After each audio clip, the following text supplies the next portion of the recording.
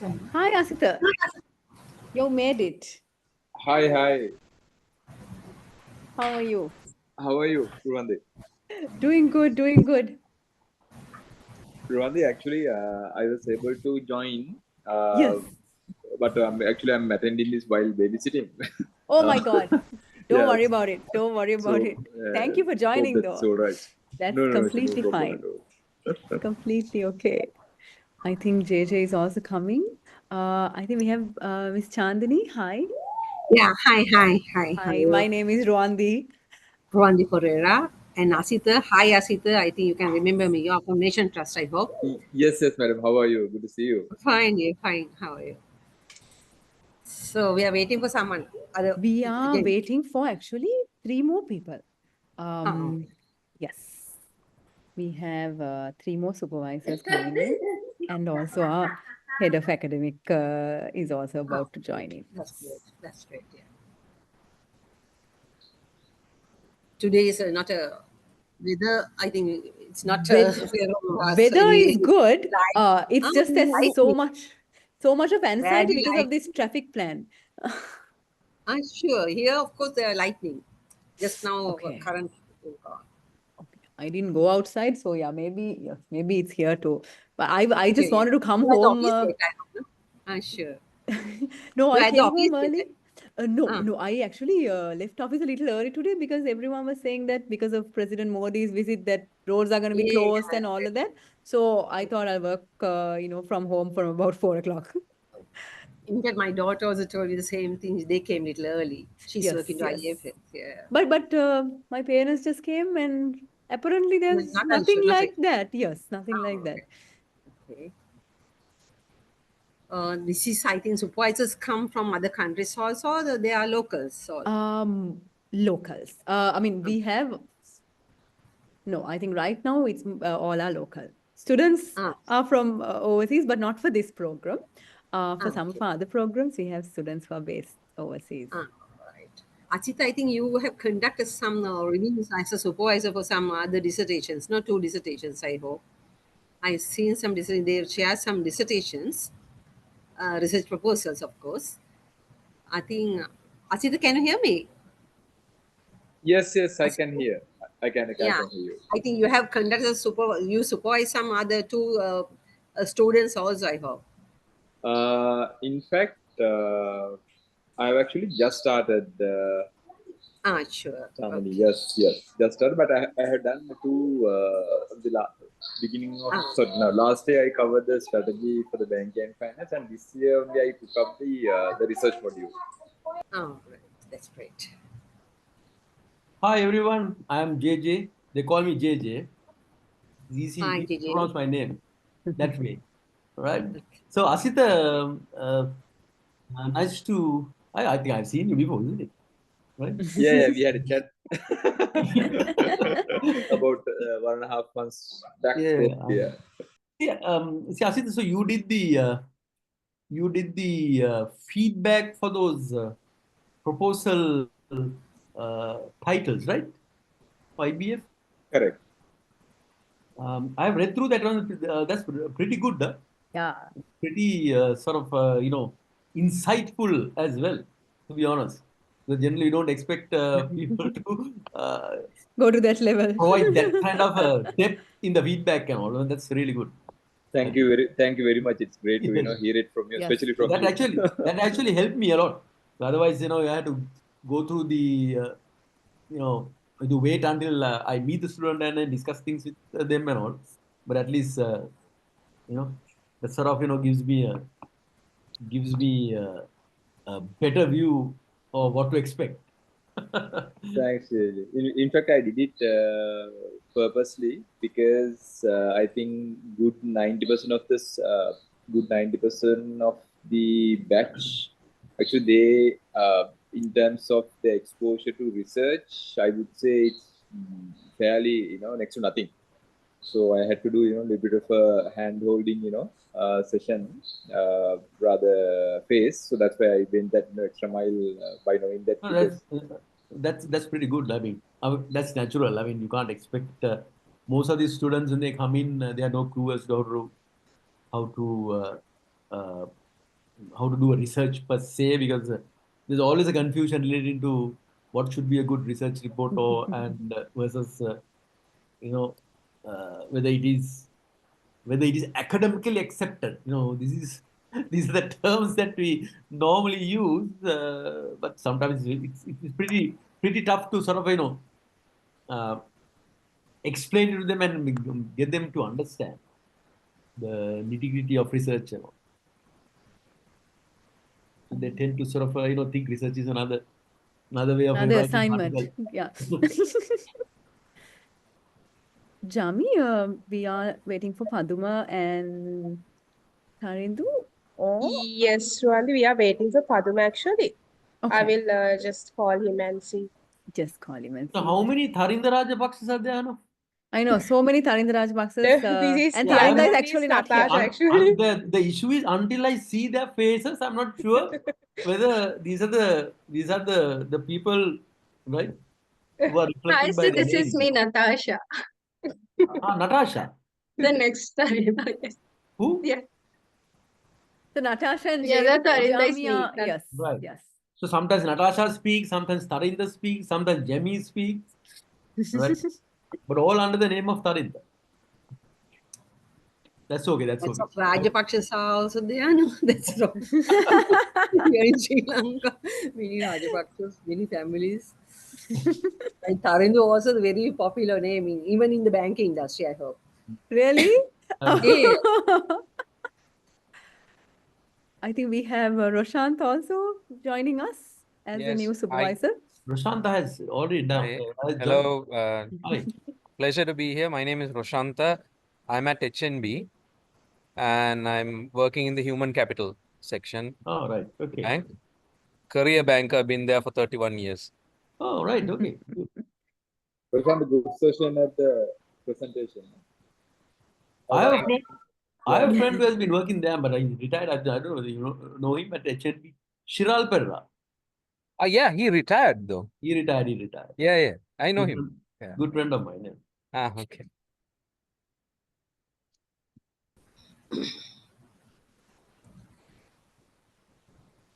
So are we waiting for someone? Or Well- maybe we can start, no?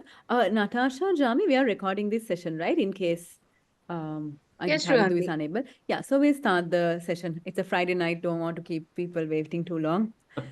Yes. It's raining cats and dogs outside. Yeah. We'll all be waiting for updates from Modi.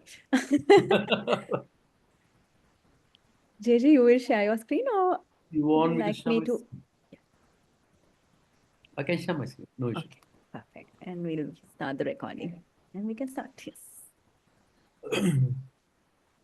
Right. So can everyone see my screen? Yeah. Yes. Not on presentation mode. I'll just put that on presentation mode. Paduma is still stuck at office it seems, so we can start the session. That's cool. Right. Okay. So good evening once again, everyone. Good So evening. Good evening. this is just to sort of give you a brief idea as to the format that needs to be followed when supervising students, because the reason why we wanted to actually have this was you had historically we have had the issues relating to supervision per se, not because of a problem with the supervisors, but the problem was largely due to the students not really understanding, right, what research is all about, and to make them really understand sometimes becomes a nightmare. And in spite of explaining in detail, right, they still sort of tend to make a lot of mistakes.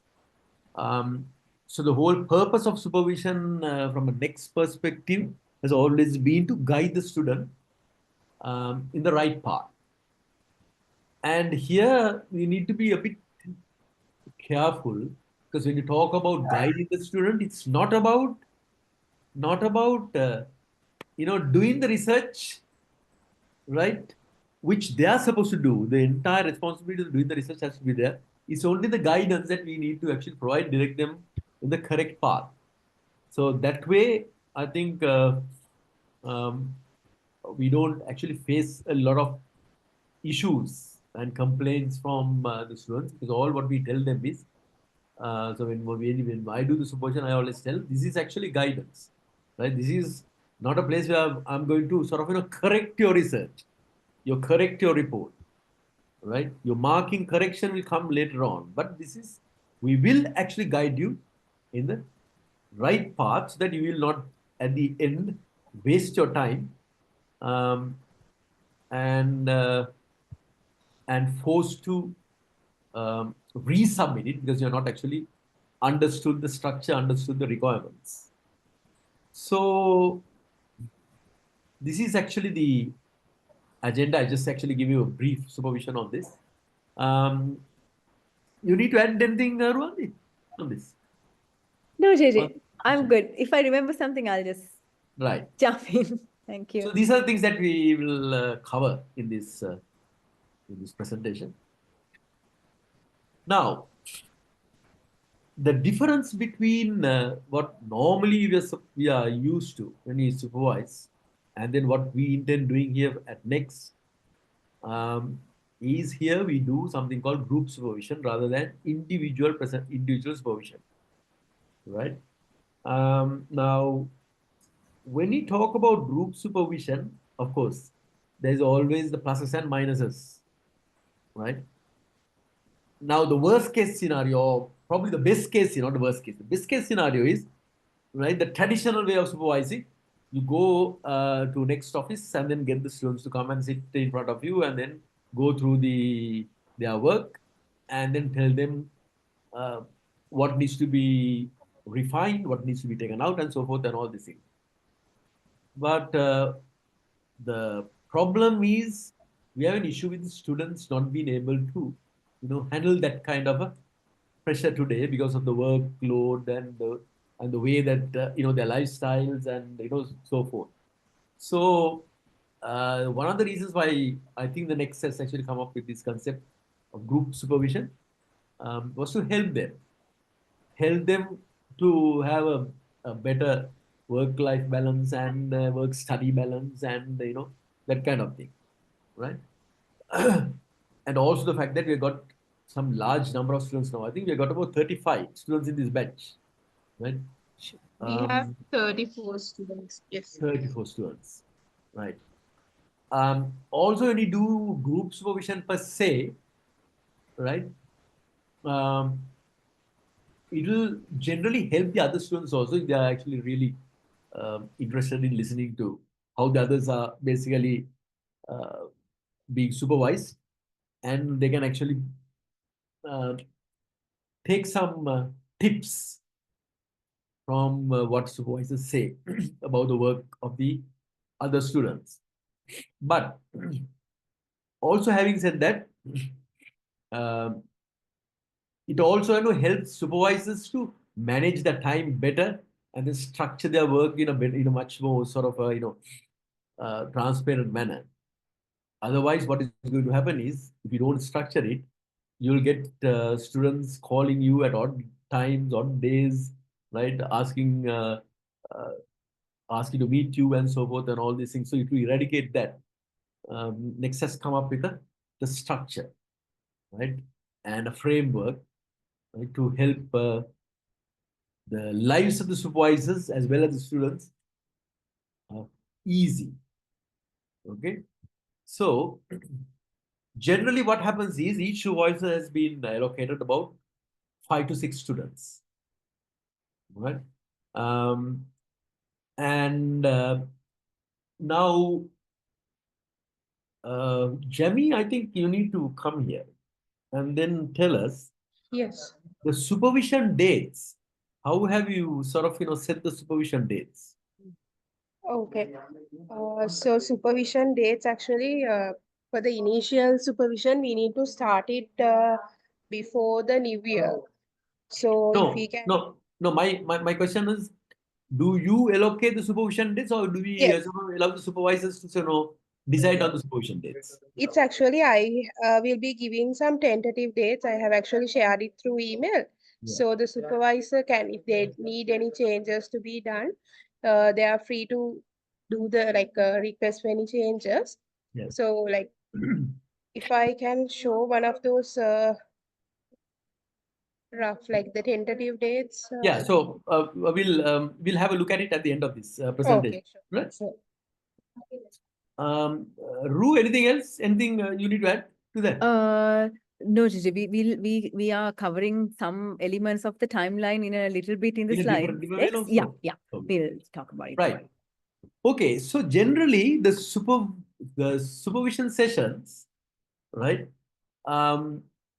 need to be divided into 6 main elements. So which means ideally you must have maximum of 6 supervision sessions, all right, and minimum of 4 supervision sessions, right? So that I think we can leave to the respective supervisors, but the minimum should be 4. Now, on the side of this slide, we have put the 6 areas that needs to be included in the final research project. So this we normally provide the students, we give the students. So it's chapter 1, chapter 2, 3, 4, 5, 6. So these are the 6 chapters that are supposed to be included in your final dissertation report, right? So what we normally suggest is each supervision session should cover each of these chapters. Probably the final 4, 5, 6 chapters, we can do it in one go because the findings and analysis leads to your conclusions and your recommendations. And that way, the 6 will get further reduced to about 5 or 4, right? So, but normally we suggest a minimum of 4 and maximum of 6. And these are the areas that needs to be actually covered, right, in these supervision sessions. And if we provide the student with this particular framework, then they will not be confused. Then they can actually start with chapter 1, finish chapter 1, chapter 2, 3, 4, 5, 6, and so forth. Now, students will upload. What is going to happen is they will have access to the Moodle site. I think Ru will actually take you to the Moodle site and show you what this Moodle site is all about. And the students will be provided submission points for each of these chapters on the Moodle site. So just 2-3 days, I mean, you need to actually decide on that. Probably a couple of days before the supervision, right? We set the deadline for submission for each of these chapters. So let's say the first supervision session is going to be on the 15th of April.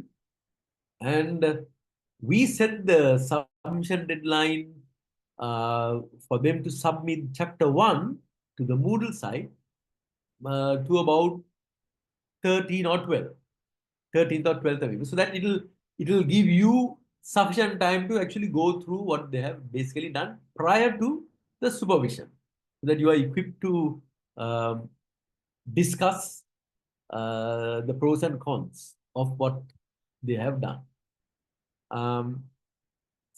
Now, this is generally done because of the fact that we will not be having physical sessions. So now that is another thing that I need to clarify. Are we going to have physical sessions?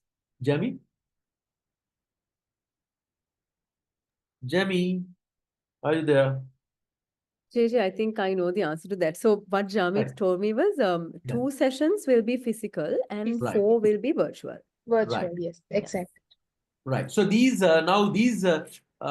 these physical sessions will be conducted at next premises, right? Okay. Yes. And so you need to actually decide on what are these sessions, what are the 2 physical sessions that you need to have with the students, and what are the rest obviously is going to be online sessions. Now, this particular part is very important. Students will be required to attend at least 4 sessions to qualify for submission, right? Because after each session, there is a supervision log that the student has to maintain.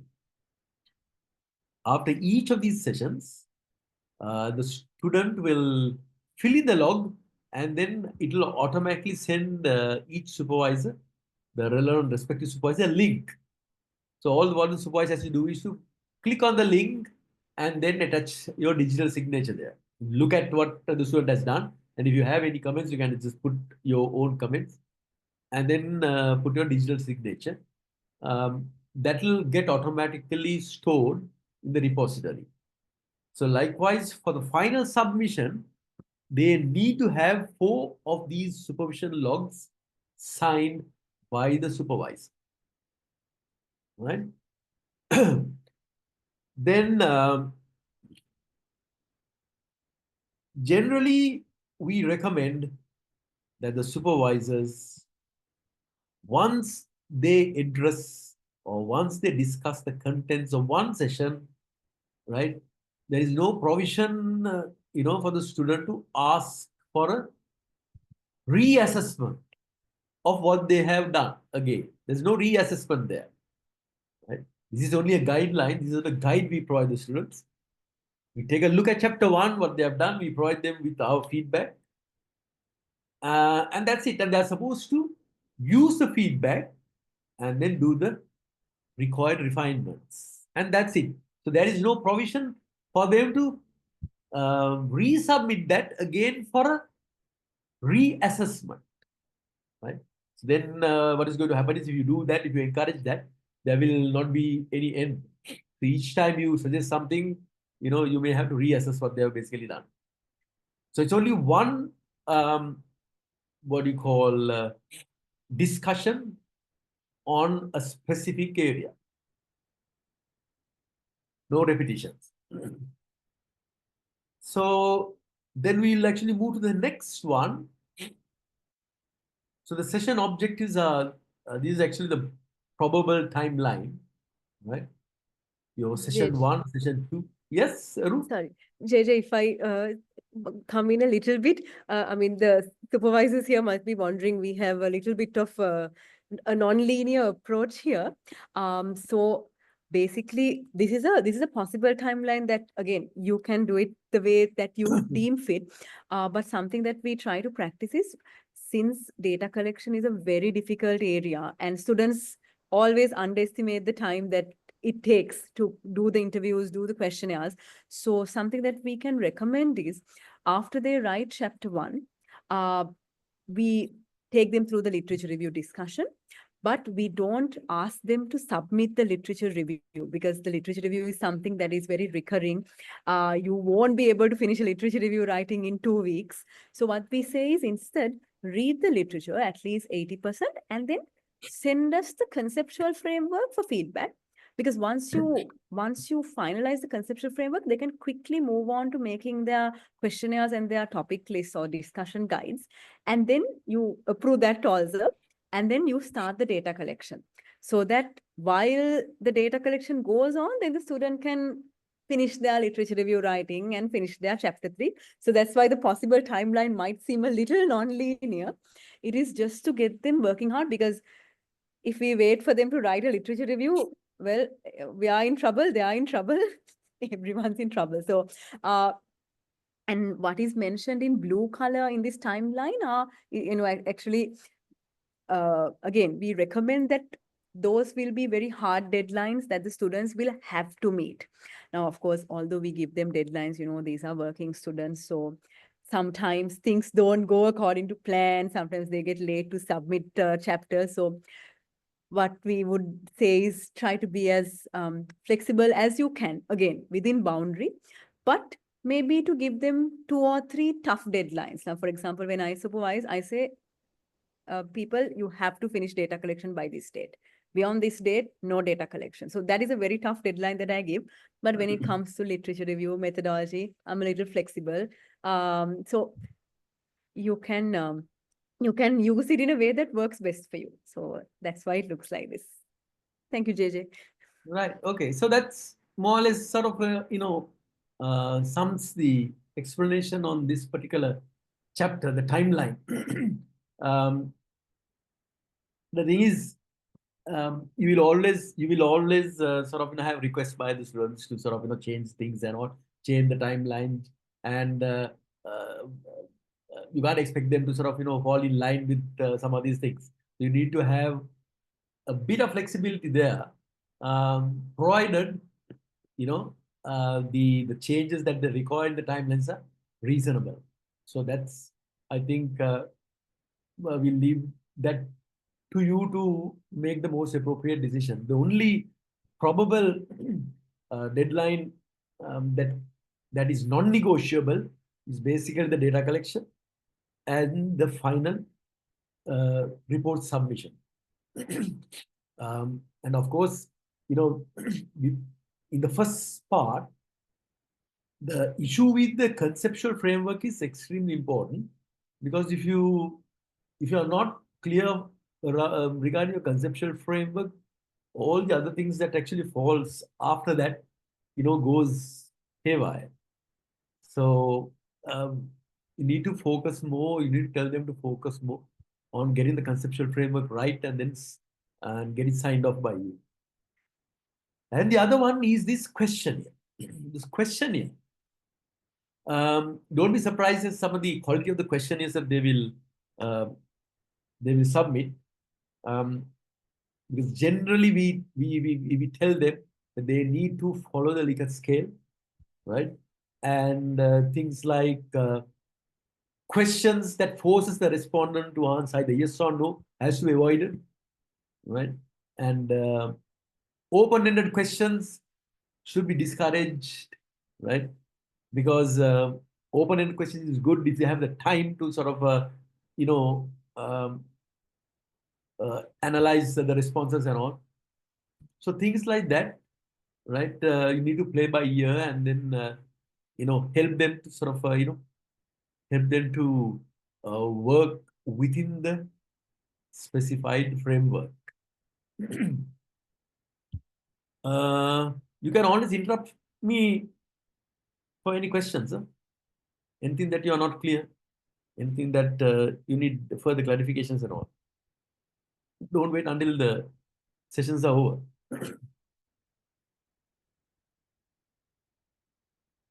Is everyone clear on this? Any questions on it? So far, so good. All okay so far. Right, Roshan, thanks. Right, okay. Well cleared anyway. Right, so then here we come to the responsibilities of the student, right? They have to read. It is their responsibility, right, to come prepared for all the supervision meetings.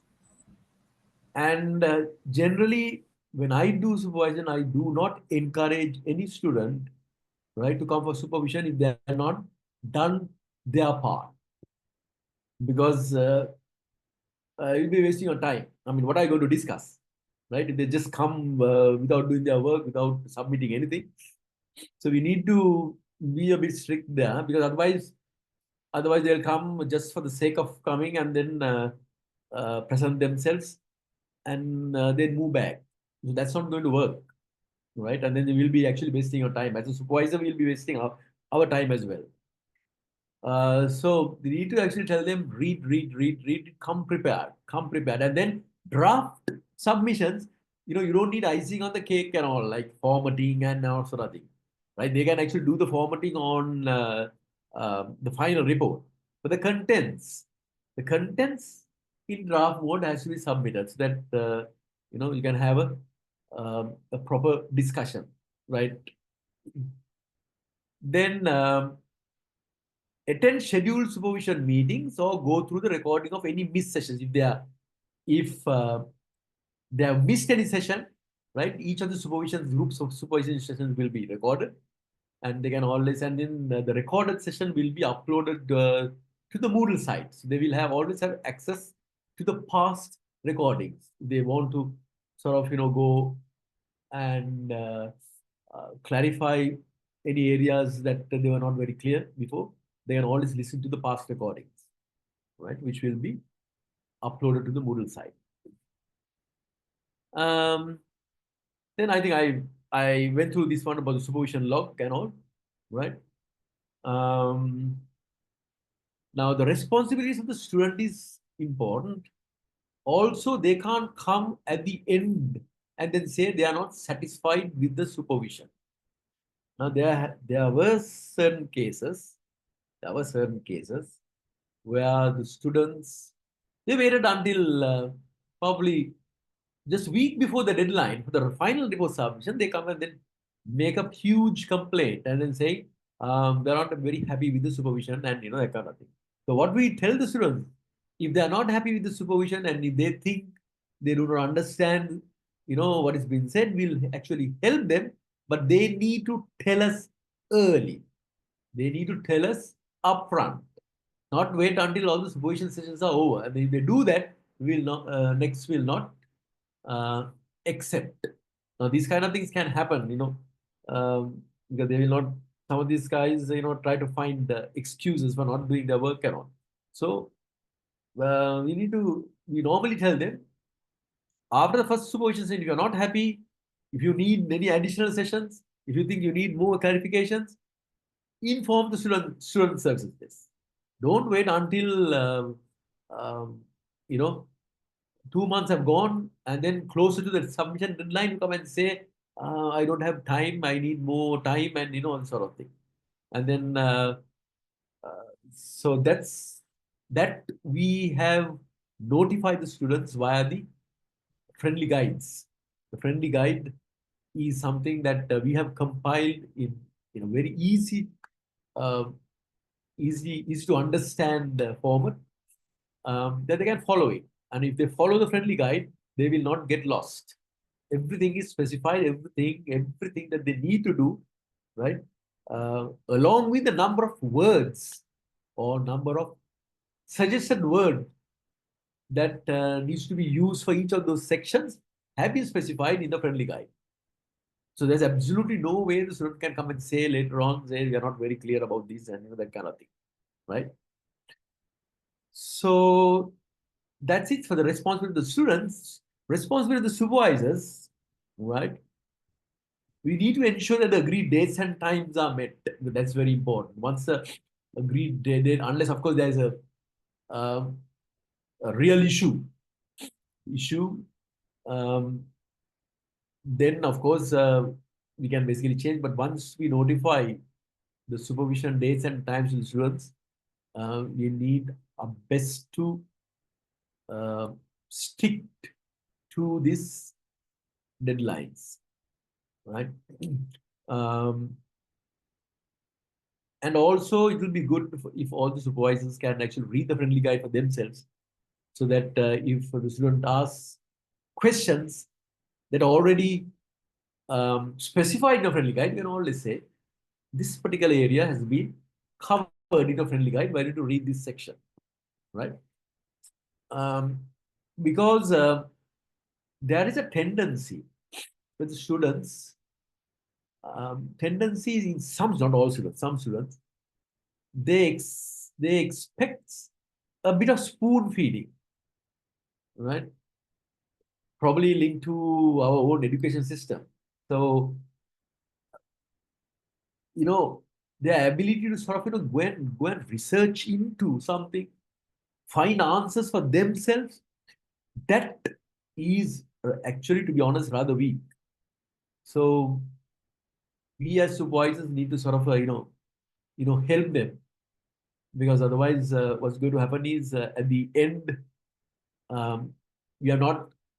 we may not have actually added any value to their particular lives as well, right? Because our education system has not added any value, right? And they expect that spoon feeding mechanism to be followed. So we need to tell them upfront, look, It's 80% your work, 20% we will provide you with the guidance. It's not the other way around. And so that's more or less, and you need to basically sign the digital supervision logs once these are created and generated. The ownership, the responsibility for creating the supervision logs lies with the student, not with the supervisor. So they have to create it, and then once they create it and submit it, you will get a link in your email where you can actually click through that, and then there is an area where it will allow you to jot down your own observations or your own comments, but that's basically not mandatory. But if you normally, what I do is I in that I will say, please use the feedback provided to refine your report, something like that, unless of course you have something specific that you need to say. And then you just attach your signature and then click the submit button. That will get saved in the repository. Then one very important thing, because we need to restructure it in such a way that we may not actually face issues later on. We do not encourage email communication from the students. Generally, I don't think next student services are authorized to even provide students with the email addresses of the supervisors, right? So email communication is basically not on, because what happens is the moment you use email, right, you're basically opening up a can of worms. And these emails can be copied here, they are forwarded, and that kind of thing. So later on, we have actually faced a lot of situations. So every piece of communication or correspondence between the student and supervisor has to be logged, so that later on we know exactly what made the student communicate with the supervisor and what made the supervisor communicate with the student. Generally, there are two ways of actually doing that. One is through the Moodle site, because the Moodle has a messaging, and the student can basically send the supervisor a message, clarifying things, asking a question and all. So once that is done, it's only between the student and the supervisor. There's no way it can be forwarded, to third party, and which might actually create problems later on if we face an issue. Now, or else there will be a group, a WhatsApp group that will be created. Now, the WhatsApp group would have all the students that each of the supervisors would be supervised in it. And that could be used to notify the students of changes that are required in the time plan, right? Or else, things things in general terms, or what the supervisor expects of the student, right, to do in general terms, not specific, right? If at all you need to communicate with them in general terms, and they say, look, I'm going to change my timetable from this particular day to this particular day, or else you can basically say, can you provide, you need to actually provide a summary of what you have basically done up to now on this particular day and upload it to the Moodle site, something like that, in general terms, right? Not specific, right? Specific communications with the students can only occur via the messaging site on the Moodle, or else when you conduct the supervision sessions. There they can actually get up and talk and say what they have in mind, what they have to say, right? Then the supervisor is supposed to provide feedback to the chapters uploaded to the shared folder. Now, when you say shared folder, it's actually on the Moodle site. So when the draft submissions are done, supervisors are supposed to actually go and then read off the Moodle what they have basically done and then provide in short form what are the areas that they need to be looked at. They need to refine, and they need more details, right? Right? You need to, you don't have to actually provide detailed sort of, feedback there. In point form, you can basically say, and then when you do the supervision, online or physical, then discuss this in more depth, so that they can then, jot down, any points, and then go and refine their work based on what you have said. So that is more or less the responsibilities of supervisor. Have I missed anything, Ru? And also, I think just one, JJ, just to always keep Jami and Natasha, like just to communicate everything problematic with them, because sometimes you might say something to the students, they might say something else, student might ask both of you. So just to keep that transparency going, because now generally after I finish a session, I tell, okay, these are the students who were present, these are the students who were not present, so that they can do their checks and check up on. So what happens is, if a student goes MIA for 1 month, Jami and Natasha will do some FBI work and try to find them. So always keep them informed, because that also happens. And I don't have to tell you, there are students who sometimes come closer to the date and they have done the entire dissertation, and you don't know who has done the dissertation. So you have issues like this coming up. So we always make sure Jami and Natasha are informed, so that if we know the student hasn't come for 3 sessions, then there is something funny happening there. But you don't get involved, so that students will maintain a good relationship with you. But let Jami and Natasha deal with all the unpleasant administrative stuff. Let me say it like that. Generally they are experts in that. Yes. Right. So any questions on that?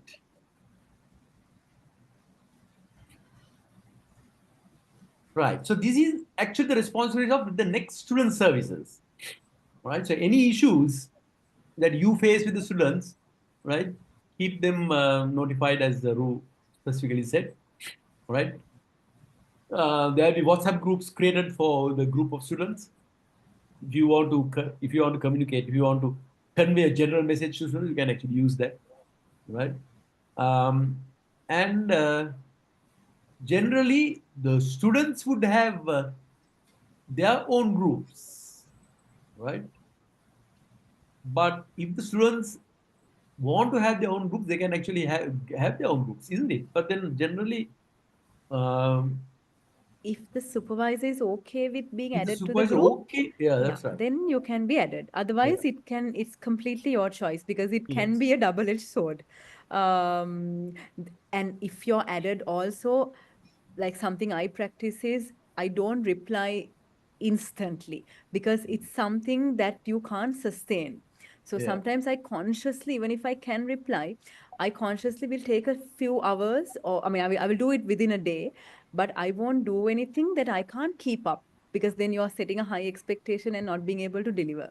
So if you feel that you can't commit to the WhatsApp group, then no problem. Whatever you have to say, you can tell it via Jami, or use the Moodle. But if you think the WhatsApp group is something that will help you also, then of course, yes, we would like it if you can join that. Yeah. So another one is we should not encourage any requests from students directly. If they need to change something, right, it's always good to tell them, look, this is administrative, issues. Please contact student services desk. Let them handle it. Let the student services handle all the administrative sort of tasks. Supervisors, I think it's good they don't get involved in that, because otherwise, it'll open up a can of worms, and then later on, you're knowing these students, they can actually hold you accountable for something that you probably didn't want to get involved in. Right? So get any issues that you think it goes beyond the academic framework, get the student services involved.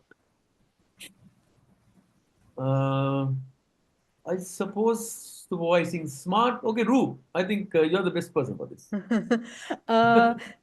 So basically, again, supervision is a tricky thing, right? Because sometimes you do get emotionally involved and then you want the student to really do good. But something that we would say is don't artificially inflate the student. Uh, this sounds a little controversial, but if you feel that the student is at, let's say, a 50 to 60 level, help them to be in that level. Whatever they do beyond that is that's the ball in their court. But because we can always help the student to a level that anyone can get a distinction. So don't artificially inflate anyone. So what we say is don't under supervise and don't over supervise. So just help them to maintain, let's say, something we say is, if you can help them get a 55, then that's good. Anything beyond that, that is completely them. Of course, you will guide them if you see their potential. But not everyone is going to do a good literature review. Not everyone is going to do good data collection. So sometimes it's okay because at the end of the day, what we tell them is, guys, this is your baby. We'll help you, but you have to, nourish the baby yourself the way you want to make your child. So yes. Again, don't like any practice you have, as long as you can sustain the practice throughout for all your students throughout the entire duration, then that's perfect. But if it's a practice that you can't keep sustaining with work commitments and other things, then best to not do. Yeah, JJ. Okay, Ru, thanks. So these are some of the details regarding what under supervision, what we mean by under supervision, and what we mean by over supervision. So both are equally not really good in the sense it's not going to help the student. Under supervision generally will not help the student at all, and over supervision is all equally bad. As I said, some of the students might expect that. As I have already mentioned that initially, they might expect spoon feeding. How am I going to do this? And these are some of the questions. Can you give me an example of, okay, you can give them an example, but you can direct them, you can provide them with some example, and that's it. Then it's their responsibility to understand what you say and then convert into the relevant activity. Say, for example, now in data collection, they might actually say it's good to do some depth interviews with 5 experts in the field. And can say, okay, construct about 4 or 5 questions, right, which you will be asking from each of the experts. Now, they might come and ask, okay, fine. So can you tell me what questions should I ask? Now, this is actually a common question that I get from all the students. Can you tell me, what sort of a question should you ask? Now, ideally, the answer to the question is, look at your conceptual framework, look at your research question, look at what you intend doing, and then your whole objective is to find the answer to the research question. So your questions have to be constructed in a way that that you will actually get answers to resolve in that question. So that they need to think. They need to think through, because this is not probably A-levels and O-levels anymore. This is not even undergraduate. So they need to be able to, conceptualize as to what would be the best questions that need to be asked from the experts to get the qualitative data. So things like that need to basically guide them, but we need to be careful that we don't over supervise them.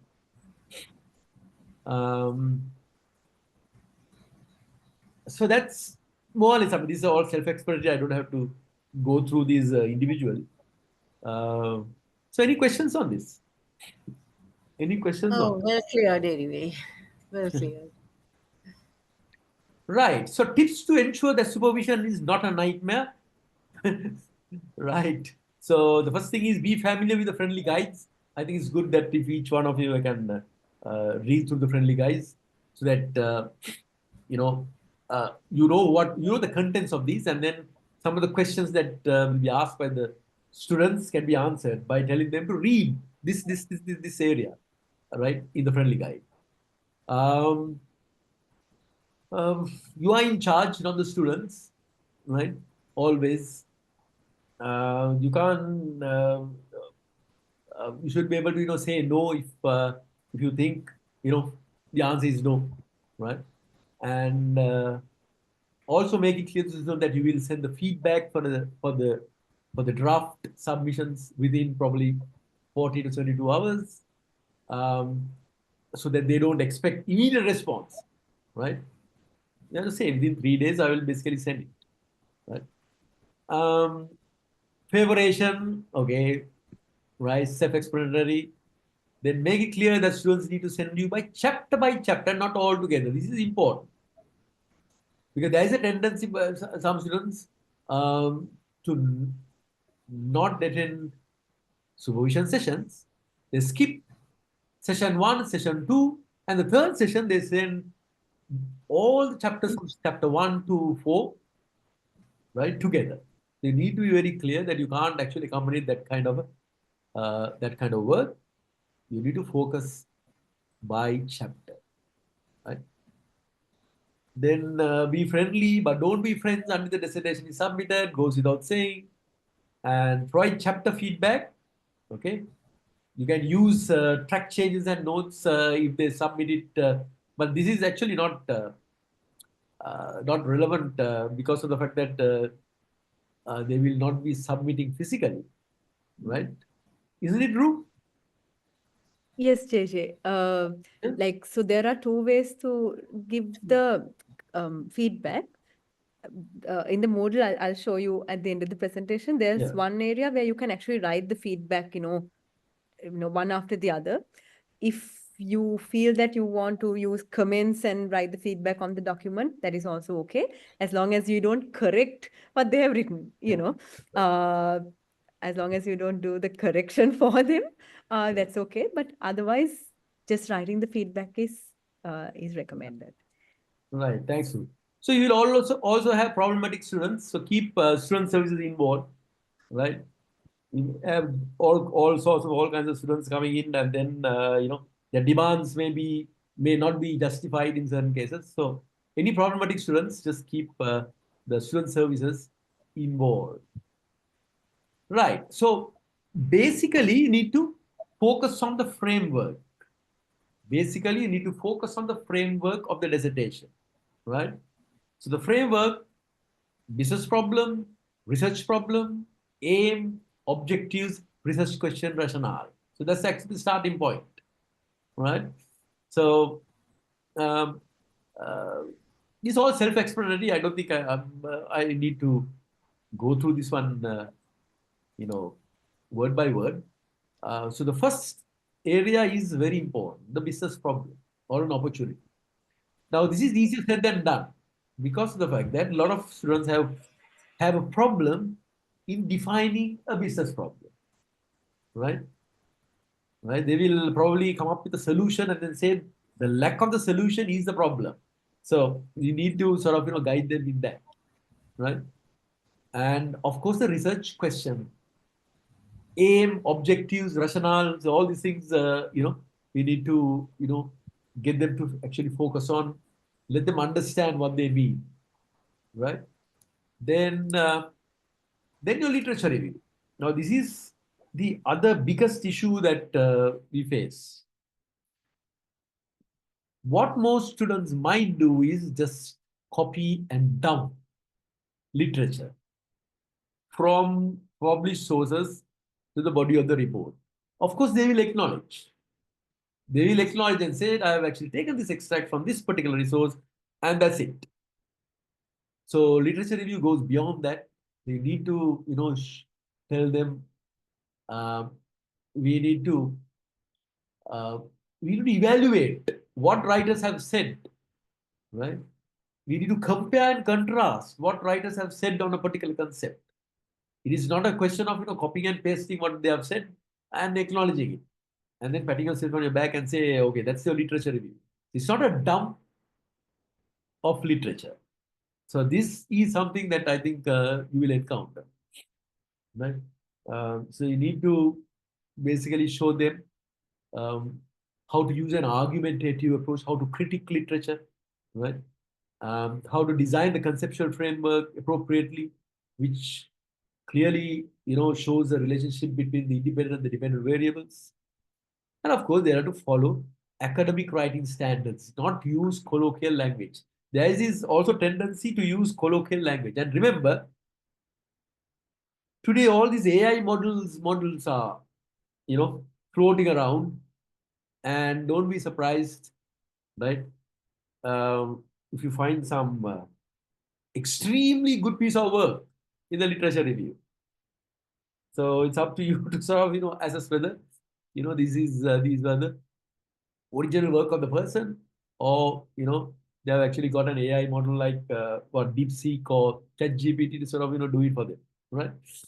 So things like that, keep an eye on that. I know, you don't have to, there's no way of proving that they have done it that way, but because with your experience and all this, by reading it, you'll know instantly whether it's original or whether it has been sort of done by somebody else. The methodology, there are two areas that needs to be covered. One is the philosophy, and the other is the data collection strategies. Now, out of that, the philosophy would be a challenge, right? So a lot of people find it difficult to sort of, understand what research philosophy is, right? So try and help them about the research philosophy. The textbook that generally uses uh, uh, Saunders research design, right? Where it talks about the research onion and so forth and all. But more important is the data collection strategies. So they will come and ask about the population and sample method that needs to be used and so forth and all. So LMU would like qualitative rather than quantitative, or is it?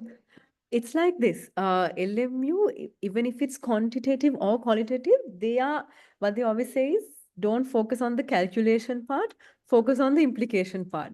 So what they say is you don't need SPSS, you don't need in vivo. You can do very simple analysis, but for them, they're really interested in seeing whether the student understands it, whether the student is very importantly able to link their data findings with the literature to see where it stands, and that knowledge creation. Now, something that we see is most students, they will, like just give very nice analysis, like presentation of the data, but they won't really go and discuss it. They won't really go and write the linkages. So LMU is very keen on this. They say whether it's quanti-quali, they always want that implication discussion to come in. And of course, the literature linkages, which is something students find a little bit tough, because once they read the literature and finish off, they don't remember the literature review again. But what we're saying is, okay, go back to the literature, read it again before you do your analysis, so that you can, those connections will make up, like will come in your mind, so that when you will be able to actually write what this means, not the what, but the so what. Right, good. So that's it. Any questions on that? Anything that you're not clear? Right. So then, of course, you come to your data analysis, the presentation of the results. Generally, we don't actually encourage them to use this statistical formula, but if they want to use it, that's okay. But believe you me, if they're using SPSS, what they normally tend to do is, get somebody else, get the third party to do the analysis for them. So that is, I suppose that is acceptable, right, Ru? They do it. okay. That is okay, but they can't just leave a scatter diagram and just leave it like it is. They have to write what it means. Like sometimes we see people like doing really amazing SPSS analysis, but they just leave the data just as it is. So then they get very low marks. Yeah, so they need to interpret it. They need to interpret the results vis-a-vis their research question and their conceptual framework. So that is very important. That is something that is lacking in most students. The ability to do that. Then have your conclusions and recommendations. So conclusions are generally or conclusions should generally be linked to the research objectives. And conclusion, they should basically state how the objectives have been met, and if they have met, they have not met, why, what are the reasons, and so forth. And of course, the recommendations and reflection.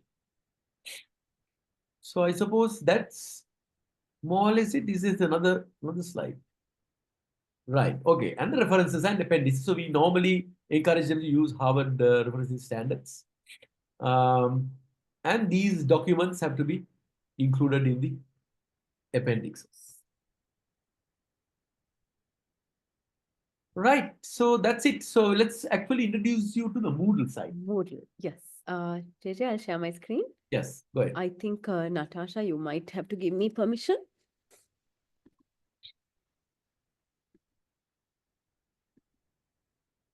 Natasha? Okay, I can. Perfect. Let me take 2 minutes to just show you what happens in a WhatsApp group, just to, again, you can take your decision on it. So this is basically a group that I'm maintaining with students from our aviation program. So I have a particular, practice where I say, if you submit anything to the Moodle, please put it on the group. One is it helps me go and check it. And the other, it actually acts as a reminder for everyone else to submit sooner. So that is something that I found very interesting, very, very useful. And also, like every once in a while, every once in 2 weeks or so, I ask people to give me a status check. So I say, okay, guys, tell me whether chapter 1, have you submitted? Have I given feedback? So then everyone has to send me chapter 1 submitted, supervision logs 3 done. So this kind of thing is very useful to me. Again, very, very optional. And also something I do is maybe once or twice a week, I will just, say, guys, hope you're reading, hope you're doing this, hope this is happening, hope you're okay. Just to get that group going, because, well, a lot of people, just go missing. So I use this group just to make sure that everyone has that reminder, and we have a little bit of a peer learning thing. So yes, just a little bit about that. So this is our Moodle. I don't know whether you have yet been allocated to your specific Moodle page. If not, I think it will happen in the next few days. So for example, every supervisor will have a Moodle page where their students are allocated. So this is my Moodle page for the aviation supervision that I'm doing. So inside that, Jami and Natasha will, of course,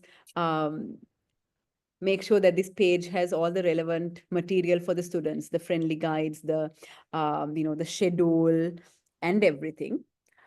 What the supervisors have to worry about is these draft submission points. So we have made folders, or they will make folders. Of course, this has a little bit too many folders here because I like to, well, that's just me. But then you can make the folders any way you like. Jami and Natasha will help you. So let's say they want to submit chapter 1. They will submit it on this folder. And every time they do that, you will get a email notification. So anyway, you get a reminder. So you can just view the submissions. For example, these are all the people who have submitted. And then you upload your feedback onto the Moodle itself. So I use track changers and I use the general feedback method. I use both, a mixture of both. So whenever you upload it again, the student gets a notification. So this is something that we would really encourage you to practice because it makes life very, very easy, and it's really well structured, and you get so many reminders that life gets a little easy with the Moodle. And also, this is the chat function that JJ was talking about. So any student can just search you and basically chat with you. And again, every time they chat with you, you will get an email notification. Here also, I will always wait at least like, let's say 12 hours before replying. Otherwise, I'm not able to sustain it on a busy day. So you can just, like they ask different questions and you answer and all of that. So this is something that Next and London Met really encourages, just because we have had so many incidents where the student says supervisor said this, but Next is saying that, and then he says, she says, and everyone's in trouble. So yes. And of course, this Moodle page will have so many other things for the students also. Their friendly guides, the reference guides, then a few videos that we have done. Apart from a friendly guide, we have also made friendly videos. So we have put those also. So there's a lot of material for them here. And of course, all your recordings will also come on this Moodle page. And finally, their submission platform will also be there for your particular students, for your respective students. So I don't think you have got this invitation yet, but when you do, just go and check it out, play around. Give us a call if you need any, guidance on, navigating the Moodle. Once you get it, once you get used to it, it becomes very, very easy. And I also want to just show you the friendly guide. Again, this will be sent to you in the next 2-3 days. So we have given the friendly guide to the research proposals so that they have already used. But from this page onwards, we have given them all the guidelines required to do the research, like JJ said, including the word counts and all of that. So this is the format that we would expect them to follow. And then we have gone into detail about what to write for each component. So yes, we make sure that we give all of these so that research, which is anyway a little bit confusing, gets a little less confusing. So hope you will be also finding those helpful. What else? I think that's about it. We will send you the slide deck that we used so that you can go through it and just keep it for yourself later. And actually, yeah, that's about it. Chandini, I think you have a power cut. Sorry, I think you're on mute.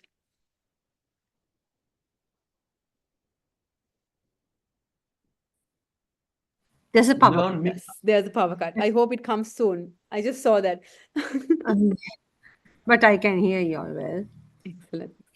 I have connected with another way. I mean, there are alternatives instead of light. Yes. Any questions you have? I'll put my number also on the group. Please, that's great. Call me anytime. In case I don't answer, please send me a message. I will call you back because sometimes at work I just put it on silent and keep. Please contact me for anything. JJ will also be with us. Yes, I have a clarification for the physical sessions. Can we use the next premises? Yes. You are very much, actually, we encourage you to use the next premises because otherwise, other safety issues can come up. So yes, you can do that. I think that's recommended.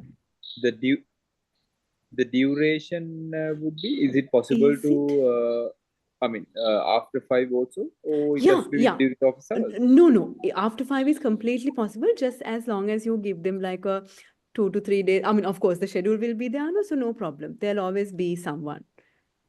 Understood. Thank you. Yes. Thank you. No problem.